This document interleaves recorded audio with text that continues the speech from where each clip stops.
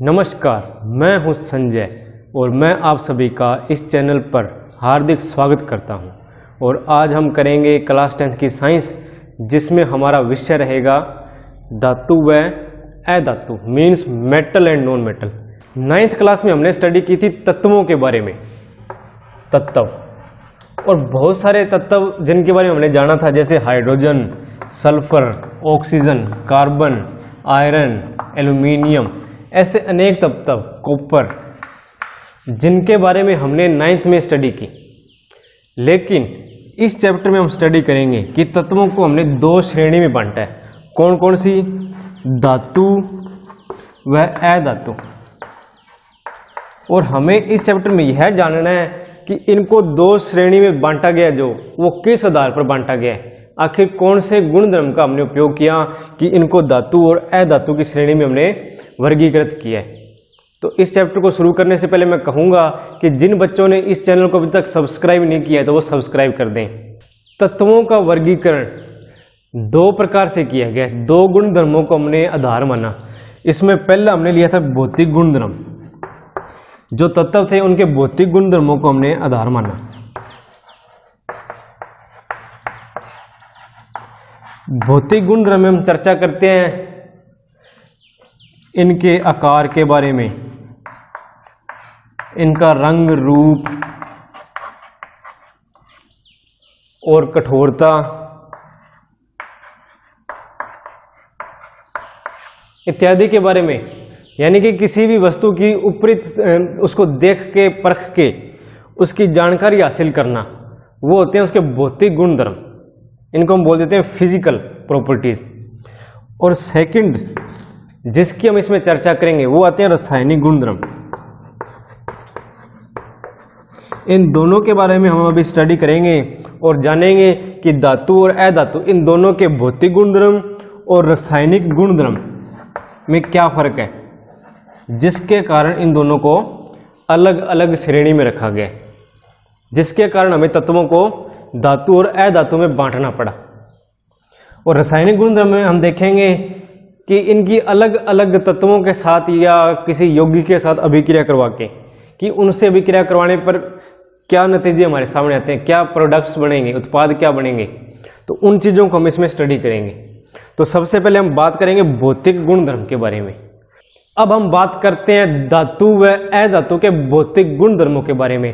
और आप देख पा रहे हो कि मेरे पीछे एक सारणी बनी हुई है, जिसके अंदर हमने इनके भौतिक गुणधर्म लिख रखे हैं एक सारणी के माध्यम से। तो आपने भी एक सारणी इसी हिसाब से तैयार करनी है, ताकि इनको याद करना आपके लिए सिंपल हो सके और ये आपके एक पेज पर आ जाए। तो फटाफट से आप इसका स्क्रीनशॉट ले लीजिए या नोट कर लीजिए।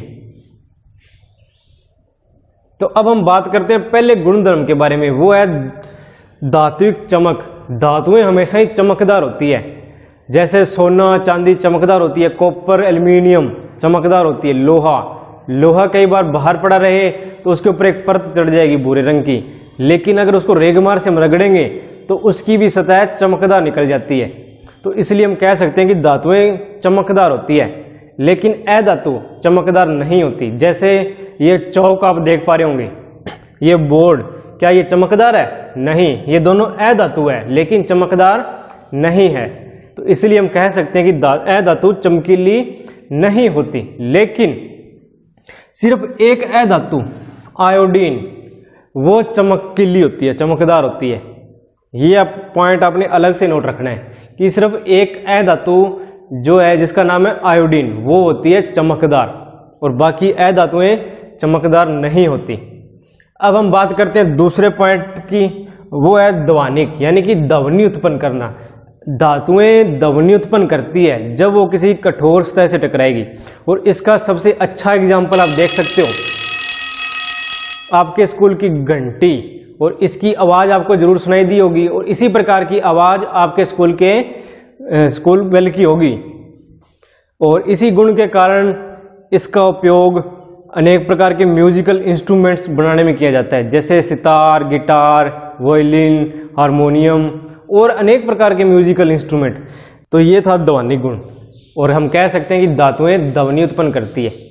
और लेकिन अधातुएं ध्वनिक नहीं होती, ये किसी प्रकार की ध्वनि उत्पन्न नहीं करती।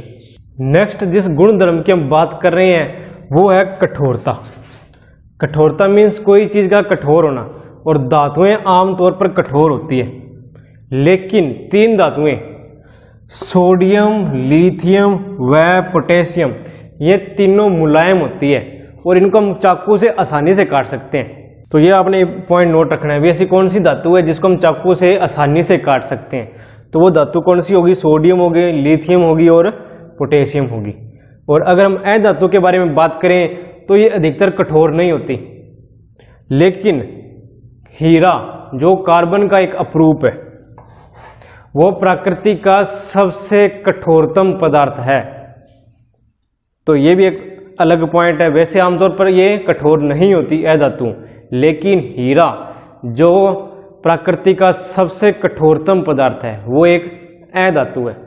तो इन पॉइंट्स को आपने इसी तरह नोट करना है, तो कर लीजिए, स्क्रीनशॉट ले लीजिए फटाफट।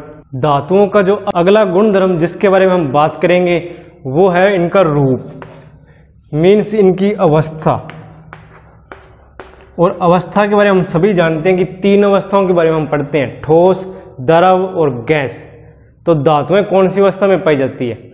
तो धातुएं आमतौर पर ठोस अवस्था में पाई जाती है, लेकिन एक धातु ऐसी भी है जो कक्ष ताप पर द्रव अवस्था में पाई जाएगी। यानी कि कक्ष ताप मीन अब ये जो कमरे का तापमान है, इस तापमान पर एक धातु ऐसी है जो द्रव अवस्था में पाई जाती है, और उस धातु का नाम है मरकरी यानी कि पारा। अलग से नोट कर लीजिएगा ये पॉइंट।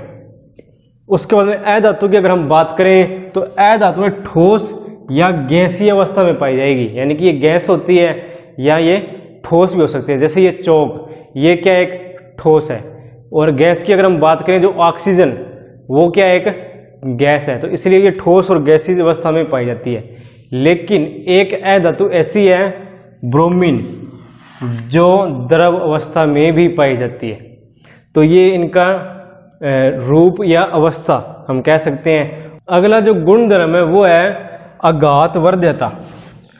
इसके नाम से हमें एक बात क्लियर हो रही है, आघात यानी कि चोट पहुंचाना, और वर्ध्यता, वर्ध्यता का मतलब होता है बढ़ना।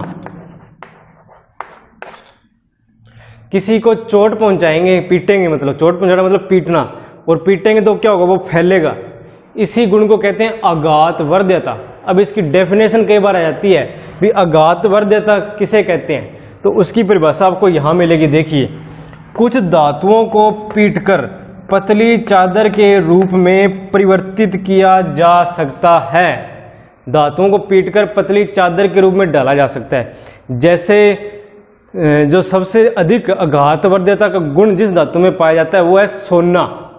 सोने की बिल्कुल पतली पतली महीन चादर बनाई जा सकती है पीट पीट कर। इसी प्रकार चांदी है तो चांदी के भी वर्क बनाए जा सकते हैं, बिल्कुल बारीक पतले पतले। और चांदी के जो वर्क होते हैं इनका उपयोग कई बार मिठाइयों के ऊपर किया जाता है सजावट के लिए। और अब इसके अंदर एक सवाल मैं आपसे भी पूछूंगा जिसका जवाब आपने कमेंट सेक्शन में जरूर देना है कि ऐसी कौन सी धातु है जिसकी पतली फॉइल का उपयोग हम चपाती को गर्म रखने के लिए करते हैं, जिसमें हम चपाती को लपेट कर रखते हैं। ऐसी कौन सी धातु की वो पतली फॉइल है? तो इसका जवाब आपने जरूर देना है कमेंट सेक्शन में जाके। और अधातुएं आघातवर्ध्य नहीं होती। इसका बेस्ट एग्जांपल ये चौक, अगर हम इसको पीटेंगे तो क्या होगा? इसके ऊपर चोट पहुंचाएगा अगर तो क्या होगा? ये टूट जाएगा, लेकिन ये चादरों के रूप में फैलेगा नहीं। तो यही गुण होता है, ये भंगुर होते हैं, अधातुएं भंगुर होती है हमेशा। तो ये है इनके गुणधर्म। अब इनका अगला गुणधर्म है तन्यता। तन्यता का मतलब भी कोई भी धातु जिसको खींचकर उसके लंबे तार बनाए जा सकते हैं, इसी गुण को कहते हैं तन्यता। तन्यता वह गुण है जिसके कारण किसी धातु के खींचकर पतले तारों बनाए जा सकते हैं, तो तन्यता। और धातुओं में यह गुण पाया जाता है, धातुओं को पतली तार के रूप में खींचा जा सकता है, तो यह गुण धातु में पाया जाएगा। लेकिन अधातुएं तन्य नहीं होती, इनको खींचकर लंबे तार नहीं बनाए जा सकते, तो ये गुण इनका तन्यता। अगला जो हमारा पॉइंट है वो है विद्युत व ऊष्मा के चालक। मीन्स कोई वस्तु जिसमें से विद्युत धारा आसानी से गुजर जाए उसको कहेंगे हम उस चालक की चालकता, कि वो विद्युत धारा के प्रति सुचालक है। और अगर किसी वस्तु में से ऊष्मा भी गुजर सकती है तो उसको कहेंगे हम ऊष्मा के प्रति सुचालक। लेकिन सवाल ये पैदा होता है कि विद्युत के जो चालक है ये हम आमतौर पर देखते हैं, जैसे बिजली की जो तारें होती है कॉपर की बनी होती है, एल्यूमिनियम की बनी होती है, और उनमें से विद्युत धारा आसानी से गुजर सकती है। ये हर घर में लगी है और हम आमतौर पर इनको देखते हैं। लेकिन बात आती है ऊष्मा के चालक भी, एक धातु में से ऊष्मा किस प्रकार से गुजर सकती है। तो देखिए, आपने देखा होगा कि जब हम खाना पकाते हैं किसी बर्तन के अंदर और बर्तन के साथ लगा हुआ है हैंडल एक धातु का, आग तो यहां जल रही है लेकिन ये हैंडल भी गर्म हो जाता है इस सिरे पर। तो इसका क्या कारण है? इससे ये बात साबित होती है कि जो ऊष्मा है वो यहां से प्रवाहित होती हुई इस हैंडल के सिरे तक पहुंच गई। तो इसका मतलब जो ऊष्मा है वो इस धातु के अंदर गति कर सकती है, संचरण कर सकती है। तो इससे ये चीज साबित होती है। इसीलिए जो हम हमारे खाना पकाने वाले बर्तन है उनके हैंडल, उनके ऊपर प्लास्टिक के कवर चढ़ाए जाते हैं ताकि वो आसानी से पकड़े जा सकें, क्योंकि हैंडल गर्म हो जाता है। और हैंडल गर्म होने का कारण क्या? क्योंकि धातु ऊष्मा की चालक होती है। तो देखिए, अब धातु विद्युत व ऊष्मा की सुचालक होती है, लेकिन दो धातुएं ऐसी भी है जो कुचालक होती है। वो कौन कौन सी है? सीसा व मरकरी। ये दो धातुएं ऐसी है, नोट कर लीजिए ये पॉइंट अलग से। इसकी सीसा व मरकरी दो धातुएं ऐसी है जो विद्युत व ऊष्मा की कुचालक है। अब हम बात करते हैं अधातु की। तो अधातु क्या होती है? कुचालक होती है। इनमें से विद्युत धारा व ऊष्मा प्रवाहित नहीं हो सकती, तो इसलिए इनको कहते हैं कुचालक। लेकिन एक धातु ऐसी भी है जिसमें से विद्युत धारा प्रवाहित हो सकती है, यानी कि वो विद्युत व ऊष्मा की सुचालक है। और ऐसी कौन सी अधातु है? वो है ग्रेफाइट। हमने पिछले पॉइंट में पढ़ा था कि कार्बन के एक अपरूप के बारे में। कौन सा अपरूप पढ़ा था? हीरा के बारे में। हीरा जो क्या है? कार्बन का एक अपरूप है। अब दूसरा अपरूप भी पढ़ लीजिए, ग्रेफाइट। ये कार्बन का दूसरा अपरूप है, यानी कि एक ही पदार्थ जब अलग अलग रूपों में पाया जाता है, एक ही तत्व जब अलग अलग रूपों में पाया जाता है तो उसको कहते हैं अपरूपता। और ये है अपरूप, कार्बन के अपरूप, हीरा व ग्रेफाइट। और ग्रेफाइट में से विद्युत धारा आसानी से गुजर सकती है। अगला जो हमारा पॉइंट है वो है गंतव्य व गलनांक। मीन्स इसको समझने के लिए एक उदाहरण लेते हैं। हमने 9th के अंदर पढ़ा था कि पदार्थ की 3 अवस्थाएं होती है, ठोस, द्रव और गैस। तो उसी का हम यहां एग्जाम्पल लेंगे। तो उसके अंदर हमने यह भी चर्चा की थी कि जो ठोस के जो अणु होते हैं वो बिल्कुल पास में सटे होते हैं बिल्कुल, और जो द्रव होता है उसके अणुओं के बीच में कुछ ना कुछ खाली स्थान होता है, जिसके कारण जो द्रव है उसका कोई प्रॉपर आकार नहीं होता, यानी कि उसका निश्चित आकार नहीं होता कोई। वो क्या है? बह सकता है, जिस बर्तन में डालोगे उसी आकार का हो जाएगा। लेकिन ठोस के कण पास पास होते हैं तो इसलिए उसका एक निश्चित आकार होता है।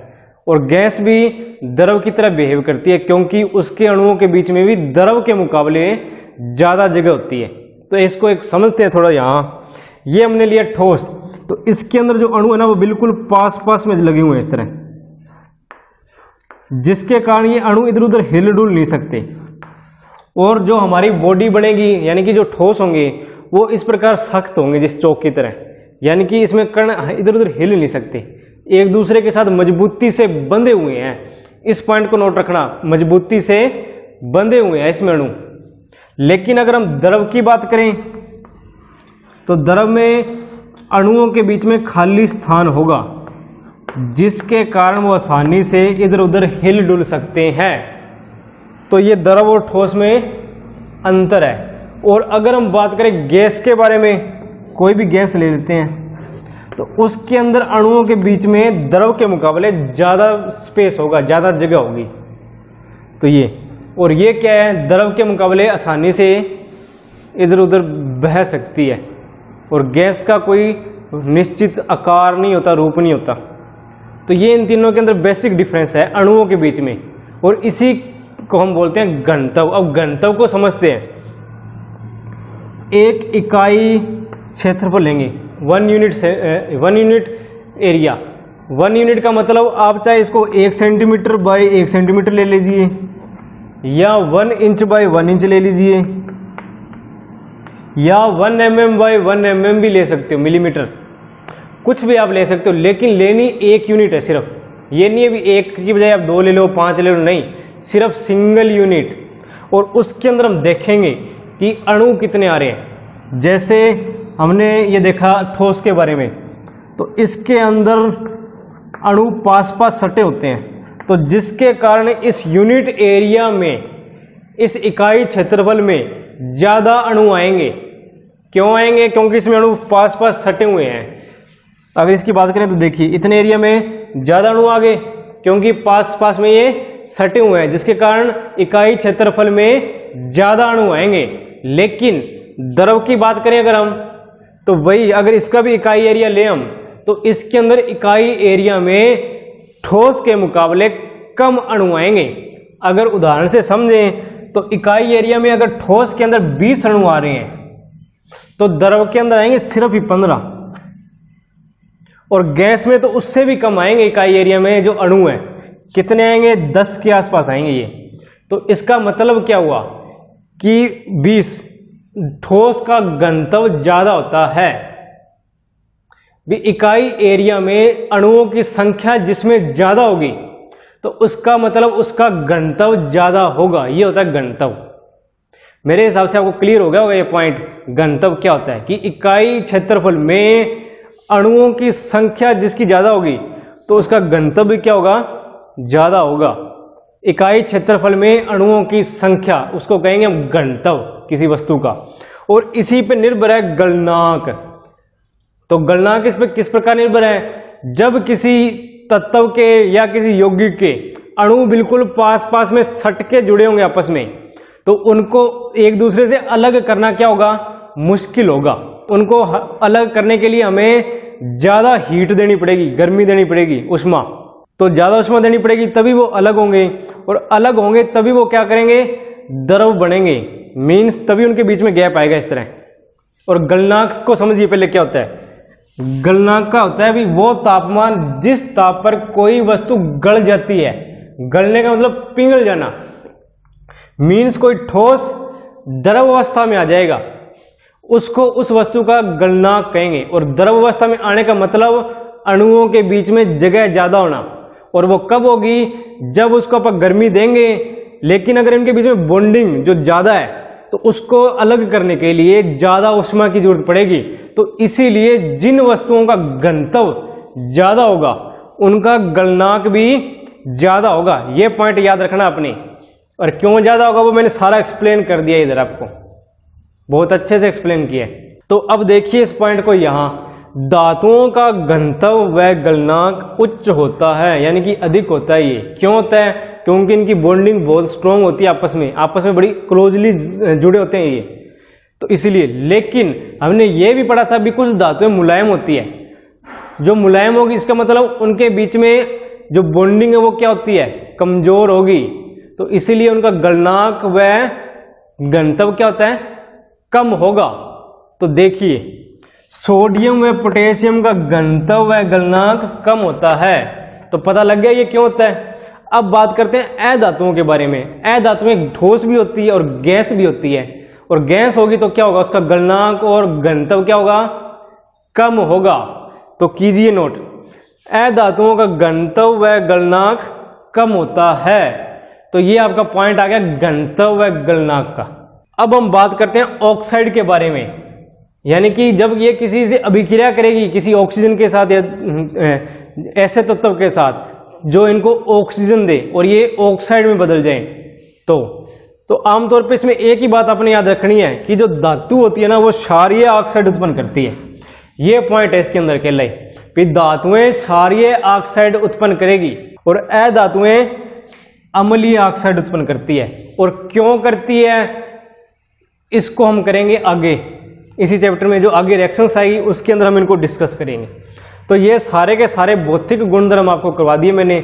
इसका स्क्रीनशॉट लेना है तो स्क्रीनशॉट ले लीजिए, और नहीं तो आप नोट कर सकते हैं। और इसको आपने जो इनके भौतिक गुणधर्म है तो इसके आधार पर आपको पता लग गया होगा कि धातु को और अधातु को अलग अलग हम क्यों लिखते हैं, इनको अलग अलग वर्गीकृत हमने क्यों किया है, क्योंकि इनके बीच में बहुत ज़्यादा डिफरेंस आ रहे हैं इनके गुणों के अंदर ही, जिसके कारण हमने इनको दो कैटेगरी में लिख दिया, ये धातु है और ये अधातु है। तो इसीलिए इनको कैटेगराइज किया है सारे का सारा, और इसको आपने सारणी के माध्यम से लिखना है। और ये जब टेबल आप बनाओगे नोटबुक पे तो ये आपके एक सिंगल पेज पर आ जाएगी, जिसके कारण क्या होगा, आपको ये आसानी से याद हो सकती है। सारे के सारे जो भी इनके ये प्रॉपर्टीज है सब सिंगल पेज पे आ जाएंगे आपके। तो उम्मीद करता हूँ भी समझ में आया होगा, और समझ में आया है तो इस वीडियो को लाइक कर दें।